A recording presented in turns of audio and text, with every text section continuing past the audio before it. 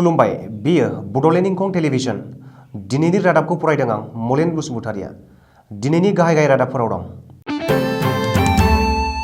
बिपिएफआ गिबि खोन्दोआव साब्रै बिजाथिफोरनि फारिलाइ फोसावबाय। इउपिपिएल दोलोआ सानै बिजाथिनि फारिलाइ फोसावबाय। गिबि खोन्दो बिसायख'थिनि नमिनेशन होनाया थुंगेबाय। अखिल गगैया जिएमसिएच निफ्राय नमिनेशन गथायबाय। बाक्सा जिल्ला खुंथाया बिसायख'थियारि सांग्रांथि मेल खुंदों। बिजिनियाव ड्राग्सजों लोगोसे सासे पेडलार हमदों। प्रफुल्ल कुमार महन्तआ देग्लाय बिसायख'थि गेलेया। इन्डियान सुपार लीग आइएसएलआव मैया मुम्बाइ सिटी एफसीआ पेनाल्टिसनि जोहै देरहानो हादों।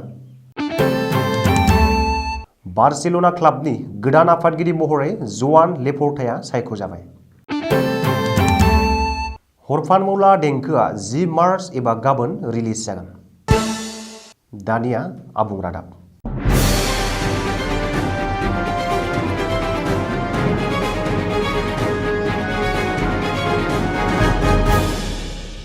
हाग्रामा महिलारि दैदेननाय बड'लेण्ड पिउपिल्स फ्रन्ट सुंद'यै बिपिएफ दोलोआ गिबि खोन्दो बिजाथिफोरनि फारिलाइ फोसावबाय। बिपिएफआ गिबि खोन्दोआव साब्रै बिजाथिफोरनि फारिलाइ फोसावदों। हाग्रामा महिलारिया क'क्राझार सहराव थानाय बिपिएफ दोलोनि गाहाय मावख'आव समबारखालि मोनसे खौरांगिरि मेल खुंनानै गिबि खोन्दो बिजाथिफोरनि फारिलाइखौ फोसावदों। मख'नो गोनांदि नैथि खोन्दोआव खुंजानो गोनां बिधानसभा बिसायख'थियाव बिटिसिनि सिङाव थानाय उदालगुरि जिल्लानि मोनब्रै बिधानसभा मासियाव भट आजावनाय जागोन। बेखौ नोजोर होनानैनो बिपिएफ दोलोआ नैथि खोन्दोआव खुंजानो गोनां मोनब्रै बियाबनि थाखाय गिबि खोन्दोनि बिजाथिफोरखौ फोसावो। हाग्रामा महिलारिया गिबि खोन्दोआव फोसावनाय सा 4 बिजाथिफोरनि फारिलाइया फारियै उदालगुरि बियाबाव आथिखालनि सिटिं एमएलए आरो सर्बानन्द सन'वाल मन्त्रि सभानि केबिनेट मन्त्रि हिरन दैमारि, माजबादआव सरन बर', फानेरियाव करुणाकान्त स्वर्गयारी आरो कलाइगाव बियाबाव मैयासो कंग्रेस नागारनानै बिपिएफआव जयेन खालामनाय दुर्गादास बर'नि मुंखौ फोसावदों। मख'नो गोनांदि बिपिएफआ बिजाथिफोरनि फारिलाइ फोसावनायनि दान्दिसेल' सिगां कंग्रेसनि गाहाय नेहाथारि दुर्गादास बर'आ बिपिएफआव जयेन खालामदों। बिपिएफनि गाहाय मावख'आव फैनानै बिपिएफआव जयेन खालामफैदों दुर्गादास बर'आ। फोरमायथिनाय बादिब्ला बिटिसिनि सिङाव थानाय मोन 12 बिधानसभा मासियावबो बिपिएफ दोलोआ कंग्रेस एआइइउडिएफनि महाजोतनि बाहागोआरि जानानै बादायगोन आरो उननि समाव लान्थ्रियै बिपिएफनि बिजाथिफोरखौ फोसावगोन होननानै हाग्रामा महिलारिया खौरांगिरि मेलाव फोसावदों। बेजों लोगोसेनो बिटिसिनि मोन 12 बियाबावबो बिपिएफनि बिजाथिया देरहागोन आरो कंग्रेस एआइइउडिएफनि महाजोतआनो दिसपुराव सोरखार दागोन होननानै दाबि खालामदों। प्रमद बर' दैदेननाय इउपिपिएल दोलोआबो समबारखालि गिबि खोन्दोआव सानै बिजाथिनि फारिलाइ फोसावदों। नैथि खोन्दोआव खुंजानो गोनां बिधानसभा बिसायख'थिनि थाखाय सानै बिजाथिनि फारिलाइ फोसावदों इउपिपिएल दोलोआ। इउपिपिएल दोलोनि बे सानै बिजाथिफोरा जादों 69 नं उदालगुरि बियाबनि थाखाय आथिखालनि बिटिसिनि लेङाइ गाहाय मावफुं सोद्रोमा गबिन्द चन्द्र बसुमतारिया आरो 70 नं माजबाद बियाबाव राथेन्द्र दैमारिनि मुंखौ फोसावो। मख'नो गोनांदि देग्लायनि बिधानसभा बिसायख'थियाव प्रमद बर' दैदेननाय इउपिपिएल दोलोआ बिजेपि जथायारि दोलोनि जानानै मोन 8 मासियाव बिसायख'थि गेलेगोन। फैगौ 27 मार्च खालारखालि खुंजानो गोनां आसाम बिधानसभानि गिबि खोन्दोनि बिसायख'थिनि थाखाय बिजाथिफोरनि नमिनेशन गथायनाया दिनै जोबथा खालार। गिबि खोन्दो बिसायख'थिनि थाखाय बिजाथिफोरनि नमिनेशन गथायनाया दिनै थुंगेबाय। मख'नो गोनांदि फैगौ 27 मार्च खालि गिबि खोन्दोआव आसामनि गासै 126 बिधानसभा मासिफोरनि गेजेराव मोन 47 मासियाव बिसायख'थि खुंनाय जागोन। आसामनि गिबि मन्त्रि सर्बानन्द सन'वालआ दिनै गावनि नमिनेशनलाइ गथायबाय। माजुलि बियाबनि थाखाय बिजाथिनि नमिनेशनलाइ गथायदों गिबि मन्त्रि सर्बानन्द सन'वालआ। कृषक मुक्ति संग्राम समितिनि दैदेनगिरि आरो रायजो दलनि आफादगिरि उकिल गगैया समबारखालि गावनि नमिनेशनलाइ गथायबाय। शिबसागर बिधानसभानि थाखाय अखिल गगैया मैया नमिनेशनलाइ गथायबाय। अखिल गगैया गुवाहाटी मेडिकेल कलेज देहा फाहामसालिनि सुपारिनटेन्डेन्टनि मावख'आव गावनि नमिनेशनलाइखौ गथायदों। मख'नो गोनांदि खानि हेंथा सोमावसारनायनि जुनै गोलाव समनिफ्रायनो जोबथेसालियाव थानांनाय आरो आथिखालाव गुवाहाटी मेडिकेल कलेज देहा फाहामसालियावनो फाहामथाय लागासिनो थानाय अखिल गगैया गुवाहाटी मेडिकेल कलेज देहा फाहामसालिनि सुपारिनटेन्डेन्टनि मावख'नि गेजेरजों गावनि नमिनेसनलाइखौ गथायो। सुलुङाव फोरमायथिनाय बादिब्ला अखिल गगैया शिबसागर आरो मरिय'नि बियाबाव बिसायख'थि गेलेगोन। रायजर दलआ गिबियाव दोलोनि आफादगिरि अखिल गगैनो शिबसागरनि टिकेट होदोंमोन। नाथाय उननि समाव अखिल गगैनि अनसुलि बिमानि लुबैनाय बादियै अखिल गगैया मरिय'नि बियाबावबो बिसायख'थि गेलेनो थाखाय थि खालामदों आरो साखाफारा जादों। रिपर्टनि बादिब्ला अखिल गगैया समबारखालि नमिनेसनलाइ गथायनायनि उनाव गांसे लाइजामनि गेजेरजों आसामनि रायजो राजाफोरखौ जर'खायै मोन 8 आयदानि बागै खावलायो। अखिल गगैनि बे मोन 8 उदां खावलायनाया जादों: 1. 2021 नि बिसायख'थियाव बिजेपिखौ फेजेननो थाखाय रायजो राजाफोरा ओंखारबोनांगौ। 2. हारिनि हेंथा बिजेपिखौ फेजेननो थाखाय आसामारिफोरा थियारि जानांगौ। 3. हादरखौ फारग्रा बिजेपिखौ बिसायख'थियावनो सोलोंथाइ होनांगौ। 4. खा लाबोनानै 1,90,90,000,000 बांलादेशिफोरखौ हांख्राय हरग्रा बिजेपिखौ 2021 नि बिसायख'थियाव खोमानो नांगोन। 5. भट होनाय समाव साफ्रोमबो असमियाफोरा खा आन्दलननि सा 5 मुंख्लंफोरखौ गोसोआव लाबोनांगौ। 6. आंखौ सोरबाया मुसलमाननि हेंथा होनना बांसावदों, नाथाय आं मुसलमान हेंथा नङा। आं हारियारि साननाय हनायनिसो हेंथा। 7. बिजेपिया जेराव मेरावनो बिजाथि होनानै बिहार बिसायख'थिनि गोरोन्थिखौ खालामफिननाय नङा। बेनिखायनो बिजेपिखौ रावबो मदद खालामनो नाङा। 8 नम्बराव दं हेंथा दोलोआ बिजेपिखौ फोजोबनो थाखाय आदबारि खौसे जानायनि दासिमबो सम दं। मख'नो गोनांदि फैगौ 27 मार्च खालि खुंजानो गोनां गिबि खोन्दो बिसायख'थिनि नमिनेसनलाइ गथायनायनि थाखाय गाबोन दिनै जोबथा खालार।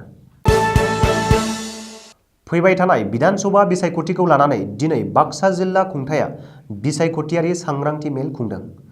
बाक्सा जिल्लानि सदर मुसलपुरनि बाथौफुरियाव खुंदों बे बिसायख'थियारि सांग्रांथि मेलखौ। बबेखानि बाक्सा जिल्लानि बेन्दोंआव थानाय मोन 3 बिधानसभा मासि फारियै 58 नं तामुलपुर, 62 नं बरमा आरो 63 नं सापागुरि बियाबखौ लानानै बे सांग्रांथियारि मेलखौ बानजायनाय जादों।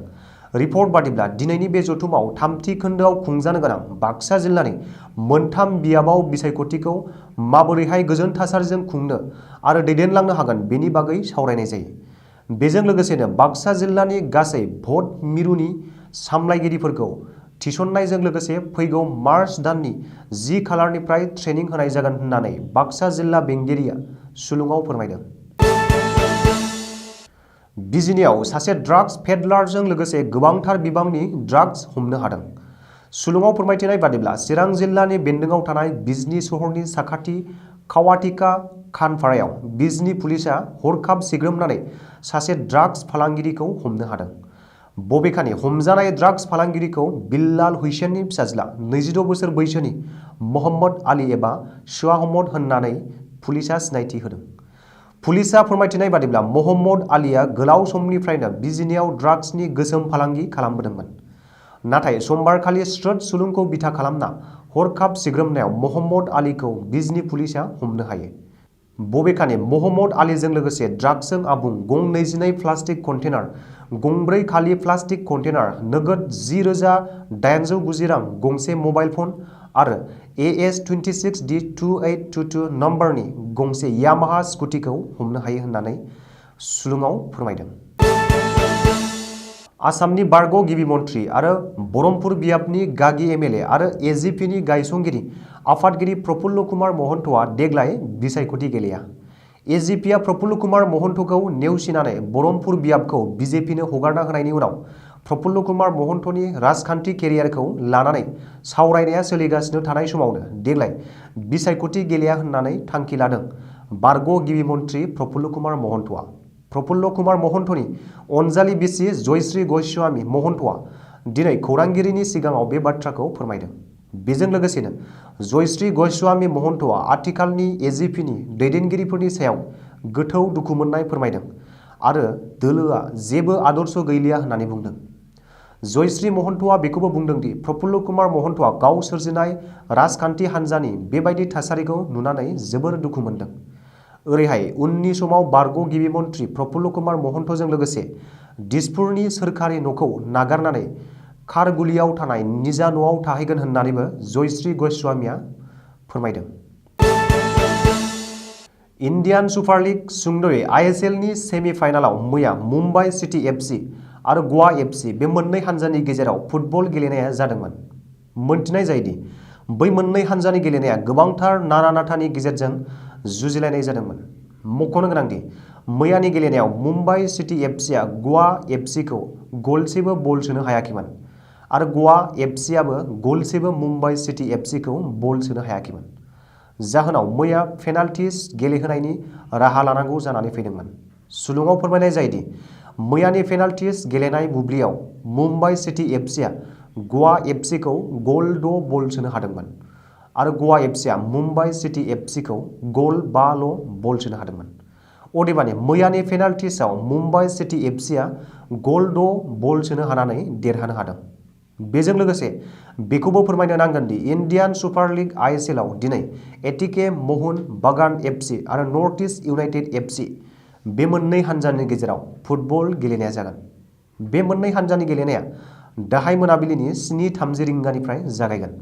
बेनि थाखाय मोन्नैबो हानजानि गेलेगिरिफोरा गोख्रोङै गेलेनो थाखाय दानिफ्रायनो साखाफारा जानायखौ सुलुङाव फोरमायनाय जादों। जसेफ मारिया बर्टमिउआ आफादगिरिनि मासिखौ एंगारखांनायनि उनाव FC बार्सिल'ना क्लाबआव आफादगिरि मासिनि थाखाय गोबांथार बेले-बेजेनि थासारि नुजाथिदोंमोन। बे मासिनि थाखायनो सासे गोदान आफादगिरि सायख'नानै लानाय जाबाय। मख'नो गोनांदि बे मासिनि थाखायनो बिसायख'थि हाबाफारिबो खुंफुंनांगौ जानानै फैदोंमोन, जेराव 3 बिजाथिनि गेजेरजों बिसायख'थिया खुंफुंजादोंमोन आरो बे बिसायख'थियावनो जुआन लेपर्टाया बांसिन भट आवथायनो हानायनि गेजेरजों देरहानो हानानै बार्सिल'ना क्लाबनि फिन नैथि खेब आफादगिरि महरै सायख'जायो। बांसिन भट महरै आवथायनो हादों 55.28% जुआन लेपर्टाया। फिन नैथि खेब आफादगिरि मासिखौ आवथायनो हाफिननायनि थाखाय क्लाबनि गासैबो सोद्रोमाफोरनिसिम साबायखर बावहरो जुआन लेपर्टाया। बुंनो थाङोब्ला थांनाय 2003 मायथाइनिफ्राय 2010 मायथाइसिमहालागै बे बार्सिल'ना क्लाबनिनो आफादगिरिनि मासि लानानै सामलायदोंमोन दानि गोदान आफादगिरि जुआन लेपर्टाया। सावथुन मुलुगनि मुंदांखा फावखुंगुर आमिर खानखौ सिनायनो हयथ' आद्रा गैलिया। फावखुंगुर आमिर खानखौनो थाबैनो नुनो मोनबावसिगोन लाल सिं चाड्डा सावथुनाव। बेजों लोगोसे फोरमायनो नांगोनदि बावैसो समनि गेजेरावनो कोई जाने ना सावथुनावबो हरफान मौला देंखोजों मोसानाय नुनो मोनगोन फावखुंगुर आमिर खानखौ। मख'नो गोनांदि फैनो गोनां कोई जाने ना सावथुननि हरफान मौला देंखोआव फावखुंगुर आमिर खानजों लोगोसेनो फावखुंग्रि इली आब्राहामखौबो मोसानाय नुनो मोननाय जागोन। बुंनो थाङोब्ला फावखुंग्रि इली आब्राहामाबो जोबोरैनो मोसानो रोंसोगारगौ आरो बिखौ बिग बसआवबो सासे बादायारि महरै नुनो मोननाय जादोंमोन। आरो हरफान मौला देंखोनिनो माखासे सावगारिफोरखौ आथिखालाव ससियेल मिडियाफोराव बांसिनै गोसारनायबो नुनो मोननाय जादों। बेखौ नुनानैनो आमिर खान आरो इली आब्राहाममोननि गोबांसा लोगोफोरा गोबां थुलुंगाखांदों। सुलुङाव फोरमायनाय जायोदि ससियेल मिडियाफोराव फोसावजानाय माखासे सावगारिफोराव आमिर खान आरो इली आब्राहाममोनखौ रमान्टिक आखुयै नुनो मोननाय जादों। फैनो गोनां बे हरफान मौला देंखोआ 10 मार्च एबा गाबोन रिलिज जागोन। दिनैनि रादाबा एसेनोसै, गोजोन्थों।